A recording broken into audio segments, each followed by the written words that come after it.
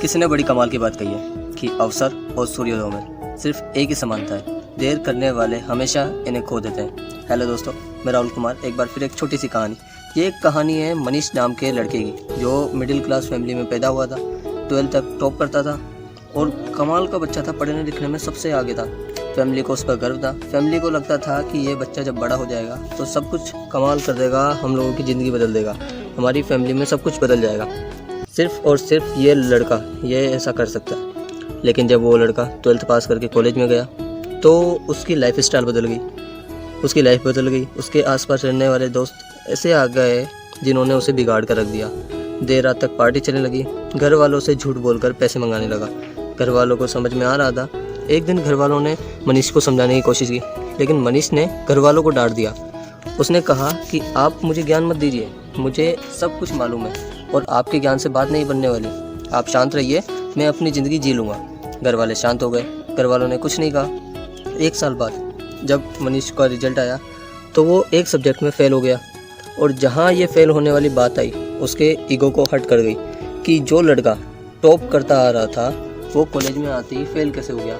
और ये बात मनीष के मन में, इसके दिमाग में इतना गर कर गई कि इसने खुद को घर में कैद कर लिया। एक कमरे में रहने लग गया। घर वालों से बात करना बंद कर दी, दोस्तों के फ़ोन उठाना बंद कर दिया, यहाँ तक कि बाहर आना जाना बंद कर दिया। मनीष धीरे धीरे डिप्रेशन का शिकार हो रहा था। ऐसा लग रहा था कि उसकी लाइफ यहीं पर ब्रेक लग जाएगा, सब कुछ ख़त्म हो जाएगा। मनीष जिस वक्त स्कूल में पढ़ता था, जहाँ से इसने 12th पास करी थी, जब उस स्कूल के प्रिंसिपल को ये बात पता चली तो उन्होंने इसे मिलने के लिए बुलाया।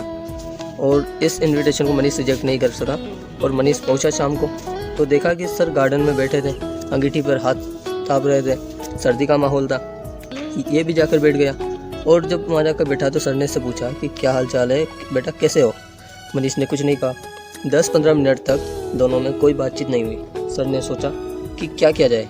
उन्होंने अंगीठी में जलते हुए कोयले को बाहर निकाला और बाहर मिट्टी में फेंक दिया। थोड़ी देर बाद वो कोयला बुझ गया। तब मनीष ने बोला कि सर ये आपने क्या किया। एक कोयले को टुकड़ा जो जल रहा था, हमें गर्मी दे रहा था, उसे बाहर मिट्टी में फेंक दिया, उसे बर्बाद कर दिया। तो सर ने कहा बर्बाद कहाँ कर दिया, कौन सी बड़ी बात हुई, वापस से ठीक कर देते हैं। उन्होंने कोयले को उठाया, वापस से अंगीठी में डाल दिया। थोड़ी देर बाद वो फिर से जलने लगा। तो सर ने पूछा कि बेटा कुछ समझ में आया। मनीष ने कहा नहीं सर। तो सर ने कहा कि बेटा मैंने तुम्हें यही समझाने के लिए यहाँ बुलाया है। ये जो कोयले का टुकड़ा है वो तुम हो।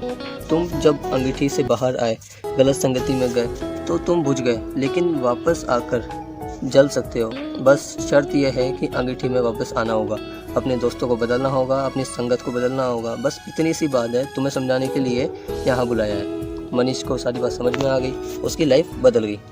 हम में से बहुत सारे लोग ऐसे हैं जो डिप्रेशन के शिकार हो रहे हैं। सिर्फ और सिर्फ एक घटना की वजह से ऐसा हो रहा है। ज़िंदगी के किसी भी मोड़ पर हो सकता है आपको हार मिली हो, मगर इसका मतलब ये नहीं है कि आप डिप्रेशन के शिकार हो जाओ, आप फेल हो रहे हो तो इसका मतलब ये नहीं है कि आप काम करना बंद कर दो, आप रुक जाओ। आपको लग रहा है कि इससे आगे कुछ नहीं हो सकता है, ऐसा कुछ नहीं है। मैं आपसे कहता हूँ कि आप चलते रहिए, सब कुछ अच्छा होगा। और अगर आप भी ज़िंदगी में कुछ करना चाहते हैं, कुछ पाना चाहते हैं, तो आज ही नीचे दिए गए नंबर पर कॉल कीजिए और जानिए क्या है वो जिसने लाखों लोगों की ज़िंदगी को बदला है। Thank you.